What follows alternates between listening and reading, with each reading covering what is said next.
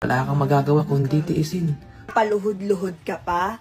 May pahawak-hawak ka pa ng wedding ring natin? May paiyak-iyak ka pa? Diba? After mong gumawa ng kababuyan, gagawa-gawa ka ng video na ganyan, nakala mong sakit na sakit ka sa nangyayari sa buhay mo. Ito pakiintindi. Pakisaksak sa kukote. Wala akong pakialam. Wala. Kahit gano'n pa kayo ka-close. Pag sinabi ko, ayoko sa'yo, hindi ako komportable sa presensya mo, ha? Sa pag-ali-aligid mo, umiwas ka. Lumayo ka. Hindi ko kailangan marinig yung mga depensa nyo.